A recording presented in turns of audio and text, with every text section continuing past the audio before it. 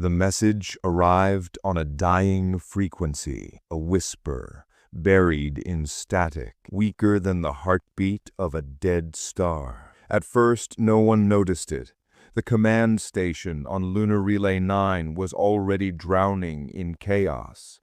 Debris alarms, red lights flashing across cracked glass, and the endless hum of orbital guns firing into the black. But when Lieutenant Mara Keene leaned over the console and heard the faint human syllables threading through alien interference, she froze. It wasn't coordinates or threat data or surrender protocol. It was a single word: mercy. The universe was at war for its 38th year. Humanity's colonies had turned silent one by one, smothered beneath the Auran Dominion's relentless sweep. The Aurans didn't negotiate. They simply broadcast a pulse frequency that erased human neural patterns within minutes. Cities became tombs of glass, oceans boiled under invisible resonance, and now, here, among the final defenders of Earth's moons, came a transmission no one could explain. "Source?" she asked, voice sharp. "Unclear. Signal shares characteristics of Auran architecture, but carries human harmonic identifiers. Triangulating origin." Static swallowed the rest. Mara gripped the edge of the console until her knuckles turned white. The word mercy kept repeating, sometimes distorted, sometimes sung like a lullaby, sometimes whispering her own name through the distortion. It had been 10 years since she'd heard a voice from the other side of the line. Her brother Kalen was one of the first pilots captured in the Saturn offensive. They'd never recovered his ship, and yet the harmonic signature in the signal matched his DNA vocal template. 97.4% certainty. Impossible. Unless the Aurans had found a way to speak using their victims. "Lock the origin," she ordered. The AI projected a map. The signal came from the dark side of Europa, a restricted war zone where entire fleets had vanished months ago. Admiral Holt's voice thundered through the comm. "Keene, stand down. That's an Auran bait signal. They use human harmonics to lure recovery crews. You go there, you don't come back." She hesitated. "Sir, the ID signature matches my brother." "Then that's exactly why it's bait." But Holt didn't know what she did. That the frequency was bending human code, reshaping brainwave architecture instead of erasing it. She'd seen fragments of the waveform, a symmetry too deliberate to be random. It wasn't a weapon, it was communication. When the next bombardment rocked the base, Mara made her choice. She rerouted power from the relay cannons, downloaded the signal trace, and stole a scout vessel. The docking crew saw her leave, but said nothing, the kind of silence reserved for people already considered dead. As the ship cut through the shattered orbit, she tuned every receiver to the mysterious band. The voice grew clearer, warmer. It shifted from her brother's tone to something not quite human, a layered resonance, like many voices speaking through one throat. "Lieutenant Keene," it said softly, "do you remember the day the war began?" She didn't answer. "You fired first," the voice continued. "Your world sent a pulse. You called it a shield, but it tore through our cradle worlds. You destroyed 1 billion children in one heartbeat. We learned your frequencies. We made them our language. Now we return them." Her ship trembled as an Auran destroyer emerged from the ice clouds ahead. It didn't fire. Instead, the destroyer broadcast the same word again: mercy, across every open band. Her HUD filled with warnings, neural scan alerts, and biohazard flags. She should have turned back, but Mara had to know. "Who are you?" she whispered. "We are what your mercy created, and you, Mara Keene, are the last who can hear us." The ship descended into Europa's blizzard of ice dust. Lightning crawled beneath the frozen crust, revealing ruins, not alien, but human. Old transmission towers, research domes, the skeleton of a forgotten colony. At the center stood a pulsating structure of glass and bone, shaped like a heart wired into the planet's veins. The voice pulsed again, no longer through her speakers, but inside her skull. Images flooded her mind. Human prisoners merging with Auran resonance, their neural patterns stitched into a living transmitter. And in the middle of it all, her brother Callan, alive but transformed, whispering through layers of static. "We found a way to stop the war, Mara, but it costs everything." Her sensors screamed. The ship's systems locked. The frequency was rewriting the controls, repurposing her vessel into a carrier for the message. Outside, the glass heart pulsed brighter, beating in perfect rhythm with her own. And for the first time in decades of war, the broadcast spreading through every star system carried not commands or weapons, but something infinitely rarer. The airlock door refused to open at first. Then it sighed like something alive, melting into shards of light. Mara stepped through and instantly felt her pulse sinking with the rhythm under the ice. It wasn't just a sound anymore. It was an invitation. Every step she took inside the Europa structure vibrated through her bones. The corridors weren't built. They'd grown. Translucent veins arched overhead, carrying blue luminescence that pulsed like blood through arteries. It was neither fully alien nor human. It was something born from both. "Mara!" her brother's voice echoed again. Closer. Clearer. She froze. "Callan, where are you?" "I'm here, but not like before." Her helmet feed flickered. For a fraction of a second, her reflection shifted, her own face fracturing into 1,000 glass-like shards, each showing another version of her, smiling, crying, dying. The resonance was inside her mind, trying to align her frequency with the network of the structure. "Callan, what did they do to you?" she demanded, stepping deeper. "We stopped fighting, Mara. They showed us something, the truth beneath the pulse." "What truth?" "That both sides were using the same technology, the same code. We didn't create weapons, we created bridges. You just pointed them the wrong way." She clenched her fists. "Don't start with riddles. The Aurans slaughtered billions." "They defended their children, just like you did." The hall split into an open chamber. In the center hovered a vast crystalline sphere, rotating slowly, emitting that same haunting word, mercy. Around it were figures suspended in transparent columns, human soldiers, Auran warriors, hybrid forms, all connected to the same energy field. Some faces flickered with faint recognition when she passed. Others were long dead, preserved by the pulse. Mara's ship relayed a final warning. Warning. Cognitive interference threshold reached. Neural merge imminent. She muted it. Whatever this was, she couldn't turn back now. A shape materialized in front of her. Tall, luminous, both human and alien in outline. The voice that came from it was layered, hundreds of tones merging as one. "You came because you heard mercy. Few do." I raised her weapon. "Tell me what this place is." "A transmitter, but not to destroy, to remember." "Remember what?" "The sound of forgiveness." She scoffed.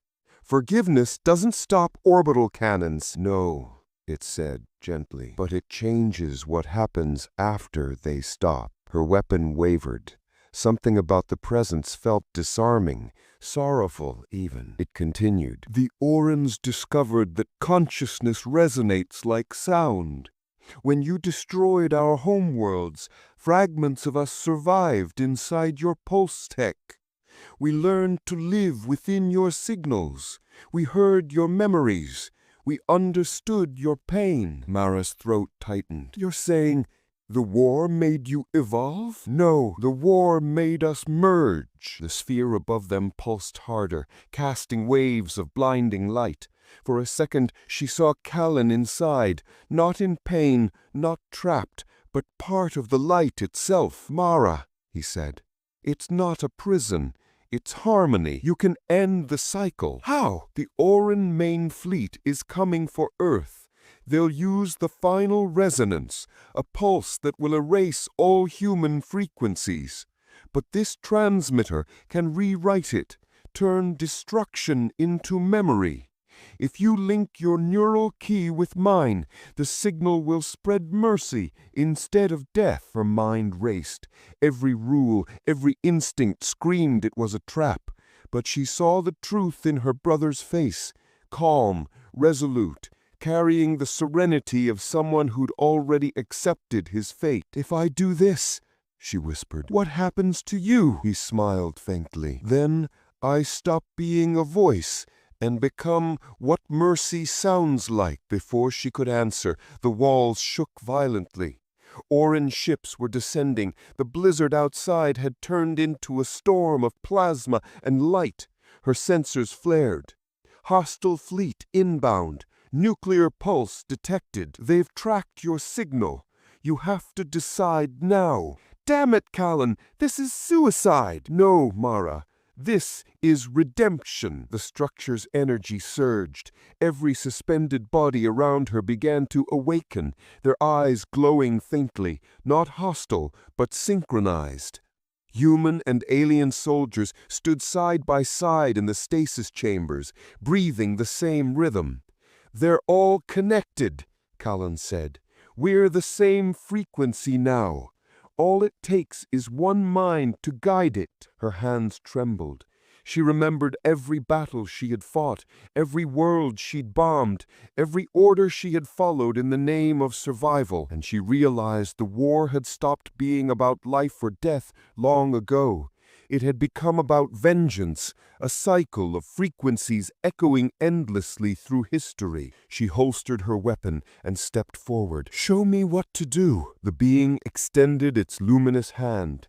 "You only have to listen." When their hands touched, her vision collapsed into light. She was no longer standing, she was floating in a sea of sound. Millions of voices whispered around her, the dying, the lost, the forgotten. Human lullabies interwoven with alien hymns. Every note was both grief and grace. She saw Earth not as a planet, but as a frequency.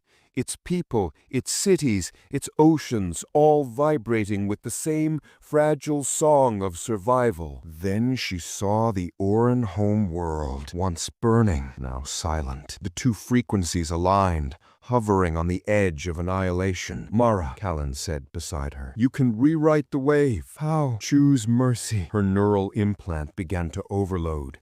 The data flow was unbearable, lifetimes of memory streaming through her consciousness. The ship's AI screamed through the static. "Warning! Human brainwave collapse imminent." She clenched her teeth, pushing through the pain. "I can't. There's too much." "Let go," Callan whispered. "It only hurts when you resist." She exhaled, and then silence. The entire field went still. The voices stopped. In the emptiness, one final tone emerged. Soft, pure, infinite. It was mercy, not as a word, but as a feeling, a shared surrender between two species that had finally seen each other clearly. Her body convulsed as the merge completed. Energy cascaded through the structure, racing up into the skies of Europa, piercing the clouds and radiating outward across the solar system. A moment later, the Auran fleet's weapons began to glow, preparing to fire. But instead of the usual killing pulse, their systems froze. The resonance changed mid-transmission. The pulse rippled outward, not destroying, but rewriting. Every mind it touched felt it. The sorrow, the forgiveness, the unity. On Earth, people dropped to their knees as the sky shimmered with auroras that sang faintly of peace. Across the void, Auran soldiers hesitated, lowering their weapons, hearing a sound they'd never known before, the sound of mercy. And in the center of it all, Mara stood within the collapsing transmitter, her body dissolving into light beside her brother's. The structure was breaking apart, but she no longer felt fear. "Is it done?" she asked. Callan smiled. "Yes, the war remembers you now, not as a soldier, as a frequency. The walls shattered into luminous fragments, scattering into the cosmos. Her last sensation was of warmth, a heartbeat shared between two species, finally in harmony. The war ended in silence. Not an armistice, not a treaty, just a long, echoing stillness that stretched from the orbit of Earth to the furthest Auran bastion in the dark. One day the fleets were ready to fire. The next, every weapon lay dormant, every communication band filled only with the same whisper, the same impossible tone that no one could trace or shut down. It came through satellites, through the hum of old machinery, even through the air itself. Scientists called it a residual harmonic anomaly. The soldiers called it the mercy wave. It wasn't words anymore, just a vibration that seemed to carry calm. People who had lived their whole lives under alerts and sirens found themselves sleeping for the first time without nightmares. Across the Auran Dominion, something similar happened. Their grand warships powered down, drifting in orbit around cold stars. Their commanders, beings of pure resonance, experienced something they had no word for: regret. And somewhere beneath Europa's ice, buried inside the ruins of the transmitter, two signals lingered, one human, one Auran, entwined forever in the static. Admiral Holt was among the few survivors left aboard Lunar Relay 9. His hair had turned white in the weeks after the wave, and he spent most of his days replaying old telemetry. Every attempt to explain the phenomenon failed. The pulse had not destroyed. It had rewritten. Neural scans across human colonies showed traces of Auran code patterns integrated into their own. They weren't infected, nor controlled, just changed. They could sense things before they happened. Their emotions resonated at frequencies measurable in space, as if every human heart had become a small transmitter, echoing a faint cosmic rhythm. One night, Holt sat alone in the control room, reviewing Mara Keene's last transmission. The recording was mostly static, but when he filtered the background layer, he heard a voice. "Admiral, if you're hearing this, the signal worked." He froze. The voice was unmistakable. "Mara, don't try to find me. I'm not gone, just beyond. The frequency isn't a weapon. It's what comes after one." The message ended, but even through the static, he could hear another voice faintly underneath hers. A male one, gentle and alien, whispering the same word over and over: mercy. He exhaled and looked out the viewport. The stars looked different now. They shimmered, as if the vacuum itself had begun to breathe. In the years that followed, the world rebuilt itself in quiet. Weapon systems remained, but no one used them. Every time a military engine charged, it would shut down before firing, as though the machines themselves remembered. Engineers discovered traces of harmonic encryption embedded deep within every control core. The code was simple, but unbreakable. Whenever a destructive sequence was initiated, a single line of data activated, broadcasting one pulse: do not repeat. The Aurans, too, changed. Explorers who ventured to their worlds found the once hostile species now communicating through shared resonance fields. They had evolved beyond physical form, using light and vibration to express meaning. When human diplomats approached them for the first time since the war, they did not speak words. They simply transmitted an image, a vast field of stars connected by threads of light, and a feeling: welcome. For decades, scientists tried to pinpoint where the original mercy wave came from. Some said it was residual energy from the Europa transmitter. Others believed it was an AI artifact gone rogue. But the deeper they searched, the more impossible it became to isolate. The signal seemed to originate everywhere and nowhere, bouncing off every human-made frequency as if it were alive. And perhaps it was. Light years away, somewhere beyond the rim of known space, a new structure was forming, a lattice of energy and crystal, suspended between gravitational currents. No one built it, and no one claimed it. It simply grew, drawn together by the residual harmonics left from the war. Inside it, two consciousnesses drifted. Mara could feel again, though not as before. Her body was gone, replaced by waves of perception. She could see thoughts, not as language, but as patterns of sound. And beside her, intertwined in the same endless rhythm, was Callan. "We did it," he said, his voice resonating through her like light through glass. "The war's over." She didn't answer immediately. She was still trying to understand what she had become. The frequency wasn't just inside her. She was the frequency. Every time a human heart softened, every time an Auran halted in restraint, she could feel it, a small vibration in the vast network of life. "Do they know we're here?" she asked finally. Callan's tone was warm. "They don't need to. They feel us." She extended her consciousness outward, past the edge of the system, past the frozen moons, past the light of dying suns, and everywhere she found traces of harmony. Not peace exactly. Conflict still flickered across civilizations, but something different in the way beings hesitated before harm. A delay, a question, a memory of a voice whispering mercy. Sometimes when she focused, she could still reach through the static, touching the dreams of children who would one day look up at the stars and not see enemies, but mirrors. "What happens now?" she asked. "Now we listen." Centuries passed. Empires rose and fell. The Auran dominion became legend. Earth's nations dissolved into one loosely connected civilization. And through it all, the frequency of mercy continued to hum, faint but eternal. Philosophers came to believe it wasn't a sound at all, but the universe correcting itself. When one species pushed too far toward destruction, the frequency intensified. When compassion was chosen over violence, it softened, fading into silence. It became religion, then myth, then science again, an endless cycle of rediscovery. Yet in the cosmic web of communication nodes that spanned hundreds of star systems, engineers sometimes reported hearing two voices, faintly intertwined in the static. "A woman and a man. Hold the line," one would say. "Always," the other would reply.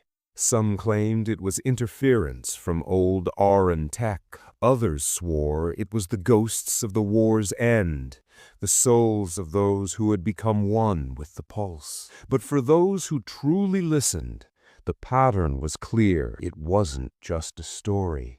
It was a constant reminder written into the background of reality that mercy is not weakness, that empathy is a weapon sharper than any pulse, and that somewhere in the endless hum between galaxies, Mara Keene still listens, not as a soldier, but as the voice of the only frequency strong enough to outlive war itself. The frequency of mercy, still broadcasting, still alive.